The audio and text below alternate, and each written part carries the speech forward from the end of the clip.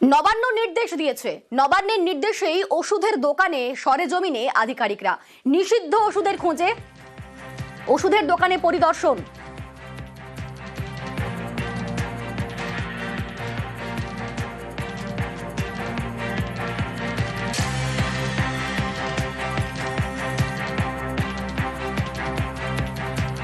জেলায় স্বাস্থ্য আধিকারিকদের পরিদর্শন, মুখ্য স্বাস্থ্য আধিকারিকের নেতৃত্বে চলবে পরিদর্শন।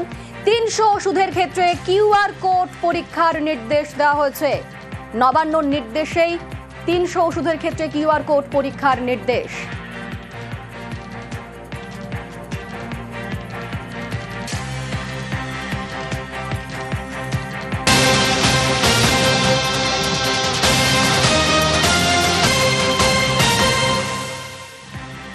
জাল ওষুধের কারবার আটকাতে স্বাস্থ্য দফতরের অ্যাডভাইজারি জারির পরই তৎপরতা। জেলায় জেলায় হোলসেলার্স অ্যাসোসিয়েশন, ব্যবসায়ী অ্যাসোসিয়েশনের সঙ্গে বৈঠক করবেন ড্রাগ কন্ট্রোলের অফিসাররা। আমাদের সঙ্গে সরাসরি রয়েছেন প্রতিনিধি সোমরাজ। সোমরাজ, কবে থেকে এই বৈঠক শুরু হবে এবং এই বৈঠকের আলোচ্য বিষয়বস্তুগুলো কি কি নির্দেশ দেওয়া হতে পারে, কি আপডেট পাচ্ছি আমরা?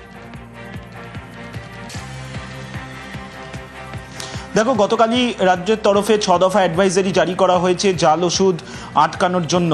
মূলত হোলসেলার ব্যবসায়ী এবং যারা খুচরো ব্যবসায়ী রয়েছেন তাদের জন্য এই 6 দফা অ্যাডভাইজারি জারি করা হয়েছিল। সেই 6 দফা অ্যাডভাইজারি কিভাবে কার্যকরী করা হবে, এই 6 দফা অ্যাডভাইজারি কেন জারি করা হয়েছে রাজ্য সরকারের তরফে, তা বোঝানোর জন্যই হোলসেলার ব্যবসায়ী এবং বিভিন্ন যে খুচরো ব্যবসায়ী সংগঠনগুলি রয়েছেন তাদের সঙ্গে বৈঠক করবেন ড্রাগ কন্ট্রোলের অফিসাররা। উদ্দেশ্য একটাই, যাতে সাধারণ মানুষ কোনোভাবেই এই জাল ওষুধ কিনে প্রতারিত না হন এবং যে নিষিদ্ধ ওষুধগুলি রয়েছে সেই নিষিদ্ধ ওষুধগুলি কোনোভাবেই যাতে কিনে প্রতারিত না হন, সেই কারণেই হোলসেলার ব্যবসায়ী যে সংগঠনগুলি রয়েছে বিভিন্ন জেলায় জেলায় এবং তার সঙ্গে যে খুচরো ব্যবসায়ীদের, অর্থাৎ যারা সরাসরি ওষুধ বিক্রি করে থাকেন, যাদের মাধ্যমেই আমরা ওষুধ নিই, সেই দোকানগুলির যারা সংগঠনরা রয়েছেন তাদের সঙ্গে বৈঠক করা হবে বিভিন্ন জেলায় জেলায়। আগামী সোমবার থেকেই সেই বৈঠকের প্রক্রিয়া শুরু হবে, মূলত এই অ্যাডভাইজারি কার্যকরী করার জন্য। এবং কেন এই অ্যাডভাইজারি কার্যকর করা প্রয়োজন তা নিয়ে বৈঠকে বলা হবে। তাদের থেকেও যদি কোনো মতামত উঠে আসে সেই মতামতগুলিকেও নেওয়া হবে। পরবর্তী ক্ষেত্রে সেই মতামতগুলি কার্যকরী করা যায় নাকি তা নিয়েও পরবর্তী ক্ষেত্রে ভাবনা চিন্তা করবে রাজ্যের স্বাস্থ্য দপ্তর। আমাদের সঙ্গে থাকো তুমি সোমরাজ।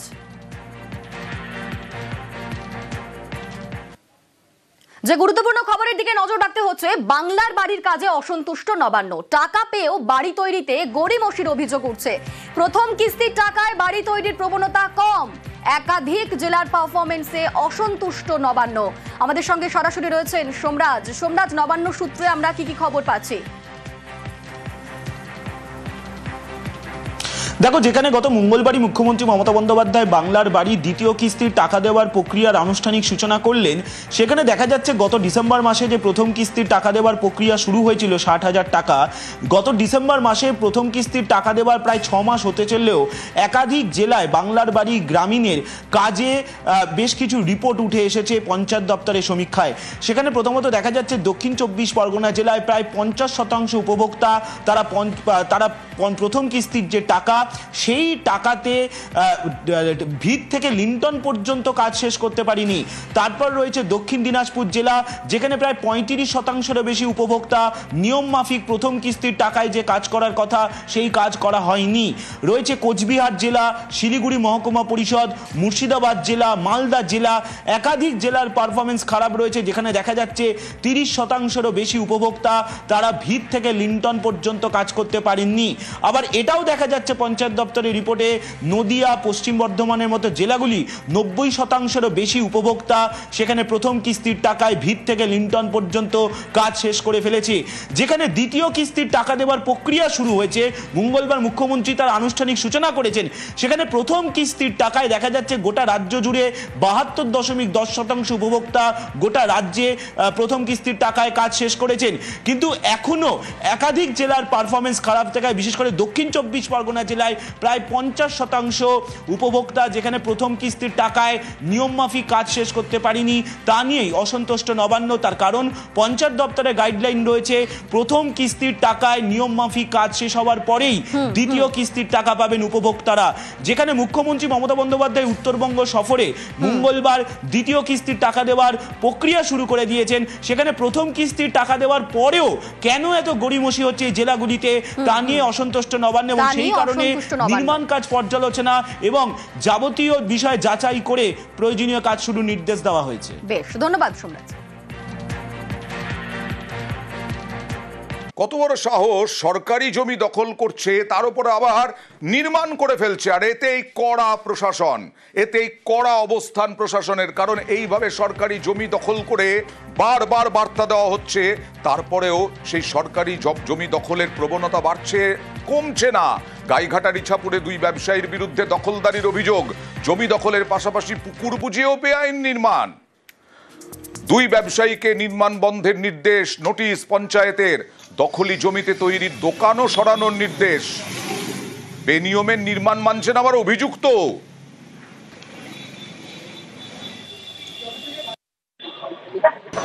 আমি 2 জনের বিরুদ্ধে নোটিশ জারি করেছি। আমার গাইঘাটা পিডাব্লিউডির জায়গা দখল করে, প্লাস আমার জেলা পরিষদের একটা পুকুর আছে যেটা অনেক লড়াইয়ের পরে আমরা পঞ্চায়েতের হাতে পেয়েছি, সেটাকে দখল করে অবৈধভাবে নির্মাণ কার্য করছে। প্লাস আমার ওইখানে যে পঞ্চায়েতের জেলা পরিষদের যে পুকুরটা রয়েছে, যেটা আমার বর্তমানে পঞ্চায়েতের আন্ডারে, ওটাকে পিলার করে পুকুরের উপর নির্মাণ করছে। নোটিশ দেওয়া হয়েছে পঞ্চায়েত থেকে। ওনারা বললো যে ওনাদের সরকারি যে পুকুরটা, ওই পুকুর দখল করছে, কিন্তু আদৌ না। এবার সবাই রাস্তার পাশে ঘর করছে, সেই হিসাবে আমিও ঘর করেছি। এবার যখন সরকার চাইবে ভেঙে দিতে, তখন ভেঙে দেবে, এটাই স্বাভাবিক। উত্তরবঙ্গে চলে যাব। উত্তরবঙ্গে চা বাগান, 4টি চা বাগান কেন্দ্রীয় সরকারের অধীনে।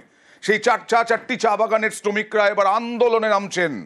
বিরাট আন্দোলন হবে, কারণ এই 4টি চা বাগানে বেতন, পেনশন, পিএফ এ সমস্যা।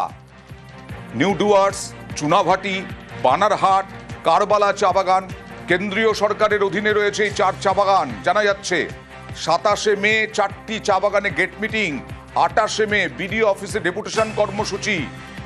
দীর্ঘদিন থেকে নানান সমস্যায় ভুগছেন এই অ্যান্ড্রিউল কোম্পানির 4টি চা বাগানের শ্রমিক, স্টাফ, সাব স্টাফ।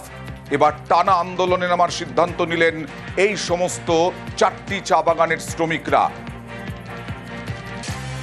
जो वर्कर है वो एक खौफ होता है, तनख्वाह नहीं मिल रहा है, ग्रेजुएटी नहीं है, पीएफ कार्ड के जमा नहीं हो रहा है, फायरवुड नहीं मिल रहा है 4-5 वर्ष से, मेडिकल फैसिलिटीज़ नहीं के बराबर है, जो मेडिकल बिल होता है वो भी हम लोग का मिलता नहीं है। तो इसको लेके हम लोग चिंतित हैं और हम लोग चर्चा विषय करने के बाद एक ठोस हम लोग निर्णय लिया है कि आगामी दिन में हम लोग एक डेपुटेशन प्रत्येक चारों बागान में देंगे। हम लोग एक अल्टीमेटम ही दे रहे हैं, उसके बाद देखेंगे, समय हम लोग निर्धारित करेंगे।